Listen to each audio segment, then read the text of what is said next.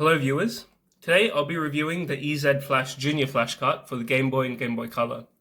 I'll first go through the operation and features, and some pros and cons of this particular flashcart, and finally my overall opinion on it. I purchased this from AliExpress for under $70 including GST, and I was very impressed with the shipping time. It arrived in around a week and a half from China to my house in Sydney. Of course, AliExpress can be very inconsistent in shipping time, but I will include a link to the seller's page which I bought this from in the description. It arrived in this nondescript cardboard box, inside which was this box. There was no other documentation. The cartridge was just inside this sort of plastic holder that you'd expect. There was no other documentation, but you do have the link to the website. And there's a lot more information on that website. Setting up the cartridge is very straightforward. You just download the latest firmware and kernel from the website. The kernel just needs to be pasted onto the micro SD card, which goes in here. And the firmware needs to be updated by running the program if required. My one already came with the latest firmware, so I didn't need to do that.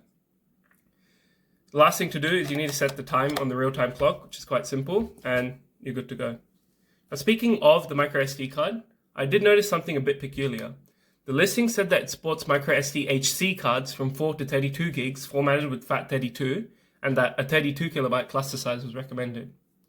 I'm just curious if it would work with smaller cards like under 2 gigs, if they were manually formatted to FAT32, especially since these Game Boy and Game Boy Color games are very, very small, so you really don't need a large card.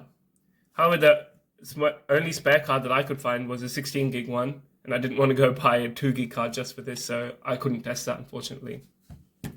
Another thing to bear in mind is that there are some reports that if you have a backlit modded Game Boy Pocket, you may not be able to run this card because just the 2 AAA batteries that the Pocket uses can't provide enough power for both the backlight and the cartridge.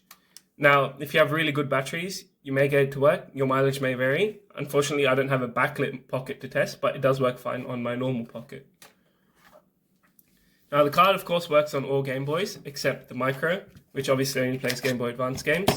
If you wanted to see, obviously won't go in because the Game Boy Advance game has a little cutout on the end, which the Game Boy game doesn't, so you can't put it in.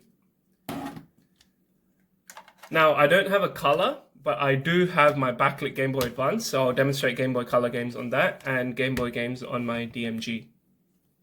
Now, it works just as you'd expect. You turn on the unit, wait for it to boot up, you pick a game, and you launch it. So we'll do that now. So it loads up pretty quickly, and you open up a game you want. I'll go say Tetris, and it launches.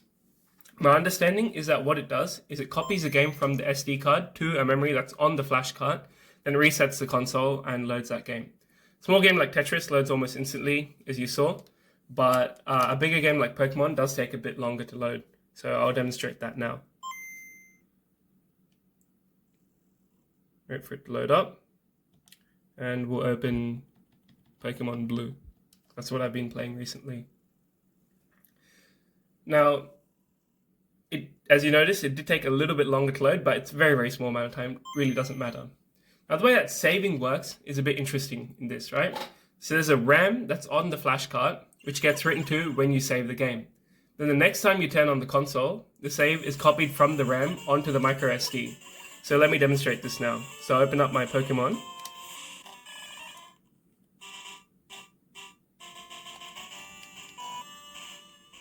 Now if I save my game here,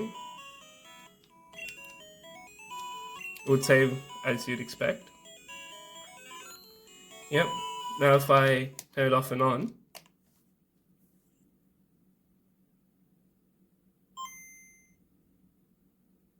first thing it'll do is backing up the save. It's a little bit hard to read with the contrast, but what that's saying is backing up the save, and now it's copied the save from the RAM that's on the flash card onto the micro SD card. It's saved in the saver folder, and you can play your game. Now, one thing to bear in mind is that the saving won't work if the battery goes flat on the flash card, but at least you won't lose your save because your previous save would be backed up onto the micro SD card, so you won't lose all your progress. Now, I know a lot of people would be wondering what would happen if you try to run a color game on an original Game Boy, so I'll show you what happens. So, open up color. Bear in mind, a lot of color games did have a Game Boy fallback mode where you could play it on a Game Boy but without color. But if you played it on a color, then it would be in color, obviously. So I'll launch Pokemon Crystal, for example, and let's see what happens if we try to launch that on an original Game Boy.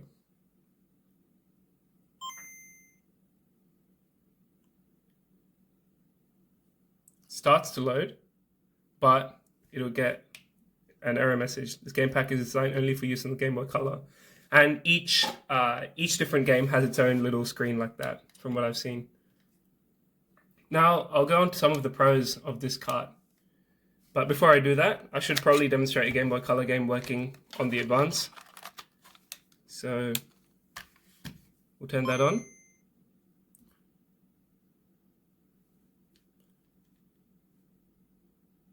Since again, Pokemon Crystal is a game that has a save, so we're doing up that backup save. We'll go Game Boy Color, and we'll open Pokemon Crystal once more. So you can see, since Pokemon Crystal is a bigger game, it does take a little bit to load into the RAM, but it's really not that big. And as you can see, Game Boy Color games work fine. Now, getting onto some of the pros of this cart. It does have real-time clock, unlike some of the really cheap ones you see under names like EDGB, Game Color GB on AliExpress. They're around $40, but they don't have real-time clock. This one does. Now, there's also a reset button on the cart itself, which is quite handy. So if you just press here, you can hear that click. There's actually a reset button right there. So if I put it into here, if I press the reset button, it'll just reset the console, as you can see. Now, one interesting I noticed was that when you hold down the button, it blanks the screen on the original Game Boy. It does the same thing on the Game Boy the Game Boy Pocket, which I have. But if you do it on the Game Boy Advance, instead of blanking the screen, it freezes the screen, as I'll show you. Like this, I'm holding the button, it's freezing the screen. There, it's freezing the screen. Now, I would have personally liked it if the button was somewhere on the top. So if you put it in the original Game Boy, it would have been close to the power button, and maybe if it was labeled a bit better instead of just having a random switch. Because the reason I found this out was I accidentally pressed the switch. I accidentally pressed this and reset my game, but then I realized what it was. But yeah, now it's a nice inclusion nonetheless. Now, another nice quality of life feature, which I could have used earlier, but I want to demonstrate this here, is if you press start in the menu, it'll give you the game that's already loaded. And if you press A, obviously you can start it. Of course, I'm going to get the error message saying that I need a Game Boy Color, but it's nice that you can quickly launch the game that you were playing before. Now, I will mention some drawbacks. One limitation is that if you're planning on doing something like dumping an entire ROM set onto the microSD card, you should bear in mind that there can only be 32 files or folders in the root directory, and only 100 files in each folder within the root directory.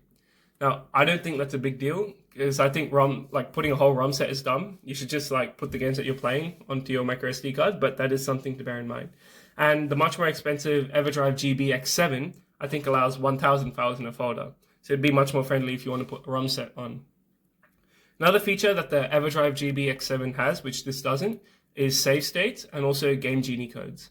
Personally, I don't mind. I feel like if the game doesn't support saving, we should maintain the purity and not use save states, but that is a feature that this lacks, which the EverDrive has. Now, the rest of these are very, very nitpicky cons, but I will go through them.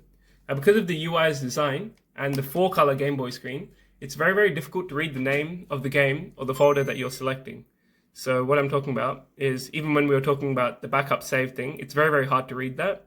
And if I open up Game Boy, it's very, very hard to read that it says Game Boy there.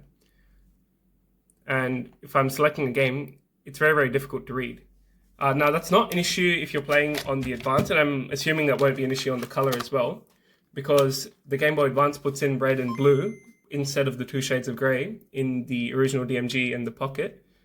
Oh, it's not loading. Let's try that again. There we go. You know, these old consoles are a little bit temperamental. There you can see it's much easier to read on this because it's using blue instead of a shade of grey.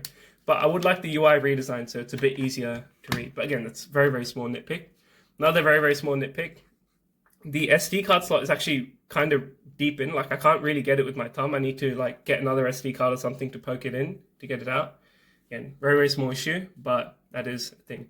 Another thing, I'm not sure if this is possible because of the way the Game Boy architecture works, but I would like, instead of resetting the game once you select it, if we would just launch the game directly, because you have to wait another 5 or 6 seconds to go through the Nintendo boot screen, and if you're a bit impatient, it's a bit annoying. But if you could do that, that would be great. Now, overall, I think it's an excellent product, and this would be the Game Boy and Game Boy Color Flashcard that I recommend. It's $200 cheaper than the EverDrive GBX7. Last I checked, on Amazon, it's $270 for the EverDrive, and this was only $70. The only real feature this lacks that the EverDrive has is save states and the Game Genie codes. It's not much more than those $40 or $50 carts on AliExpress, but it does include the real-time clock, which, let's be real, Pokemon is like the main game that everyone's going to be playing on these Game Boys, and it makes Pokemon much more enjoyable. And it's also from a somewhat reputable company with like a proper website, and the company makes other flashcards too. They make GBA flashcards, I believe that's called the EZ Flash Omega, and you could also receive firmware updates which may add more features in the future. That's it. I'll include a link to buy it in the video description. Thanks for watching, everyone.